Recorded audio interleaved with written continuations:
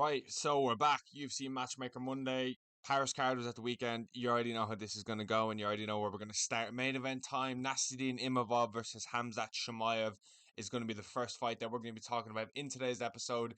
Yes, it is an Ipswich Town jersey. Yes, I do wear this. Yes, it is fucking beautiful. Listen, Nasruddin Imavov versus Hamzat Chimaev is the first fight we're going to talk about. Three fights. We kind of know who the three fights that we're going to talk about, but still, we're going to talk about them now. First one's the most interesting one a lot, in my opinion, because we have a massive fight within Anthony Hernandez versus Reiner de Ritter taking place in just a few weeks, which is literally seen as the number one contender fight, okay? Nasruddin Imavov had an opportunity to really steal the show, to really steal the highlights, and to really become the number one contender. I have Nasruddin Imavov as the number one contender. I think we all can agree that Imavov is the number one contender, but he didn't do enough. That's the thing. He didn't do enough. He didn't put a go out there and starch Brauho in the first round. He didn't go on there and put on a 50-45 absolute beatdown. I know one judge had a 50-45, but still. He didn't go in there and put an absolute beatdown on him to where there was absolutely no doubt that this dude was levels above everyone. He didn't really do anything like that. Brauho had moments. Brauho had possibly rounds, if it depends who you ask me, but I think it was, I want to say the first and the third. Maybe could have gave to Brauho or something like that. I can't remember that off the top of my head. It wasn't like Nassim involved went in there and shut him down completely, and he showed absolute levels.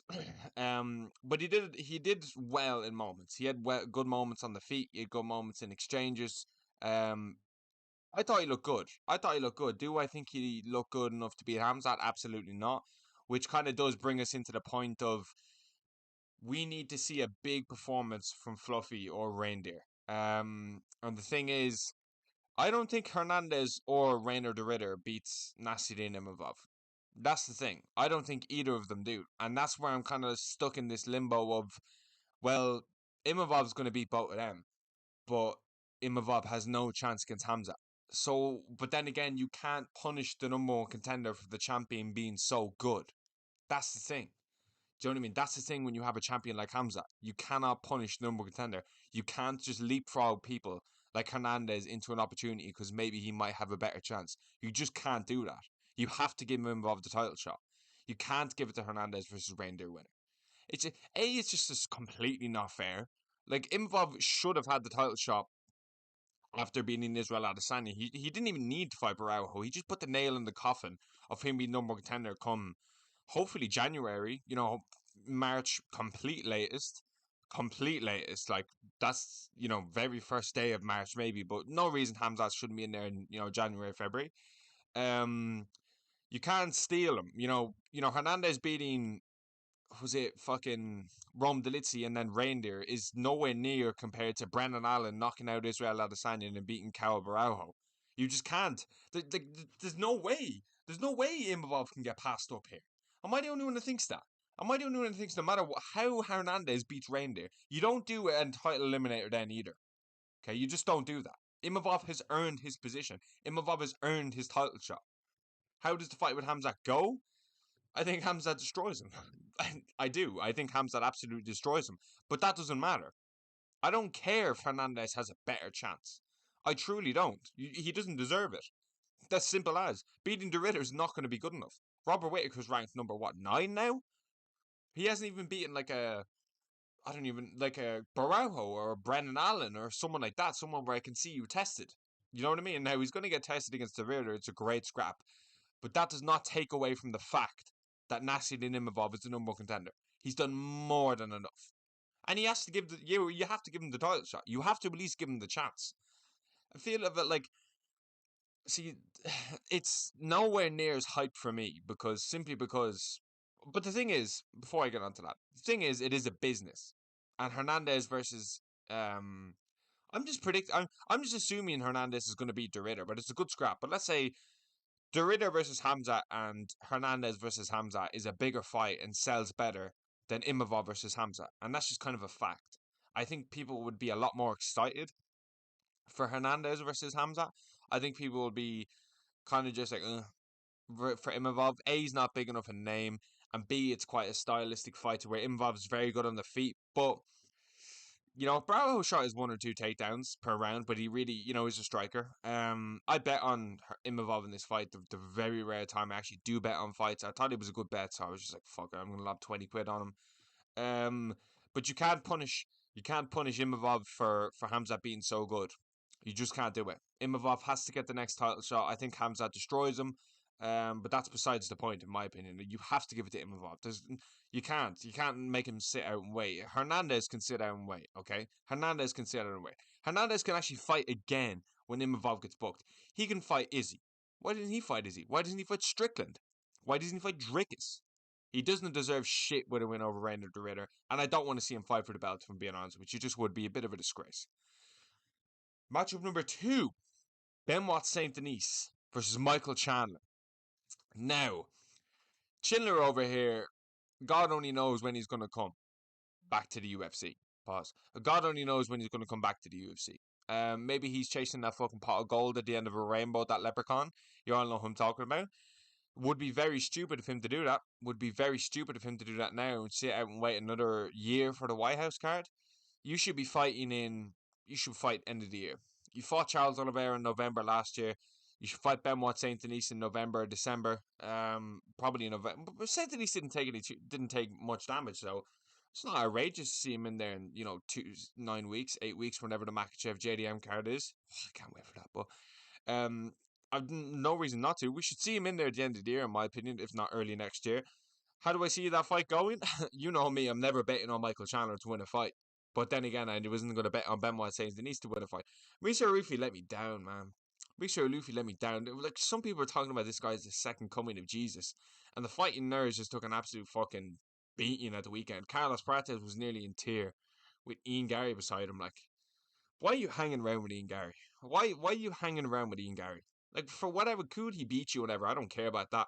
But the dude's just such a fucking cook. Like, why are you hanging, like, Ian Gary just is the most main character syndrome ever. He has to make it about himself or doesn't care. But still, I feel like Mauricio Rufy just didn't get going. It was a neck crank. I thought it was a soft tap, if I'm being honest with you. The position Benoit Saint Denis was in, I really didn't think he was going to be able to, position any better. I think that was the best it was going to get. Maybe Mauricio Rufy just kind of was like, fuck it, this isn't my day, and just kind of gave up. I'm not saying he did, but that could have been an option.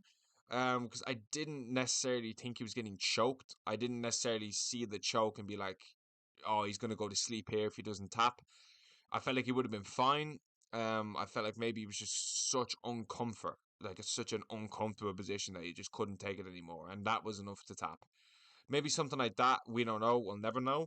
But Mauricio Rufy just did not get going on the feet. He didn't get his flow going. He didn't get his strikes going. Saint Denis was. He literally shot some of the worst takedowns I've ever seen up against the cage. It was fucking atrocious. And for Mauricio Rufy, that's a bad loss, man. That's a bad loss to where you were like 6 weeks ago. Before this fight to where you are now, you fell off so bad. Now, I'm not saying you can't get going again, but the hype just is not going to be there. The flashy KOs and all that, you know what I mean? It's going to take a lot for us as MMA fans to unsee what we saw at the weekend, between, you getting submitted and you just not really. Like, you did well getting up off the takedowns in moments. You definitely did well getting up off some of the takedowns.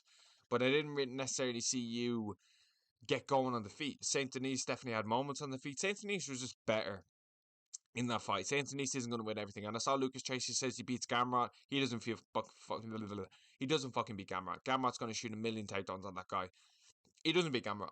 He doesn't beat Gamrot. No one's saying that. I didn't see anyone say that, and I'm not sure as fuck saying that. But Chandler, it's actually a good scrap. I think Saint Denis, would have a lot of success with the kicks in that fight. I think Chandler would, fucking walk onto a lot of kicks. Chandler's got decent hands though. Chandler's got nice kicks of his own, so it would be kind of like a good one to see. But I'd pick Saint Denis to land some punches on that. Chandler would definitely might be able to have success with the takedowns, but Saint Denis is good on the ground, so I don't think Chandler's blanket wrestling is really going to hold up in that kind of a fight.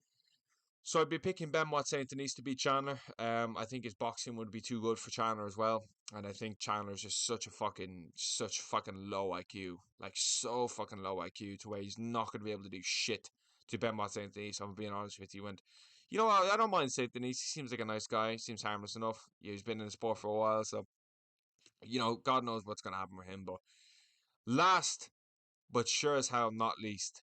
And speaking of Mauricio Rufy versus Terence McKinney. Now, this would be a really good one to get Mauricio Rufy back in the mix. As much as I said he's let me down, I think Terence McKinney is a big name. I've been watching McKinney for a long time, and the dude is the definition of simmer swink, and I really respect that. And I really like Terence McKinney. So I feel like him versus Mauricio Rufy would be a great one for Mauricio Rufy to really get back in there, gets a striker. You know, McKinney's got decent grappling, but he doesn't really need to use it because he's just going in there to trade and, land vicious punches on people. So I feel like this would be a good scrap for him to get back in there. I think he would beat Terence McKinney. I think he would knock out Terence McKinney. Terence McKinney's going to move forward a lot. Misha Rufy's going to be able to maneuver. He's going to be able to find his range. He's going to be able to find his shots. And I feel like he would just be way too much for Terence McKinney in there. I feel like this would be a fan-friendly fight as well. I feel like Rufy would just be able to find his shots. McKinney walks forward an awful lot. Now, having said that, Saint Denis definitely had, successful forward pressure against Rufy. I don't think Rufy likes being backed up a terrible lot, especially when those takedowns are coming. He definitely does not. He did not like being backed up against that cage on Saturday night. I can tell you that much. For Mauricio Rufy, it's a big setback. For Terence McKinney, this is a way to really get yourself in the rankings. You've been in UFC 4 fucking years now. It's time you get in the fucking rankings, mate. Um, he kind of just he knocked out Matt Favola in the first round, and he's not really done anything else. He's not really knocked out any massive people. Like he nearly got Dober on short notice, but that was really it. And for Rufy, it's going to take a while for you to get that hype back, and you probably never will get it back the same. Cal Baraujo, that was such a him fight, but for Mauricio Rufy, I really just didn't even see you get going. Even your movement wasn't as fluid as it was before. I was so hyped for that fight. I was so fucking excited for that fight, but Mauricio Luffy let me down. It let me down, but that's all for this week's episode of Matchmaker Monday. And short but sweet because the France card was actually good, so I want to talk a little bit about each fight. But like, subscribe, and thanks for watching.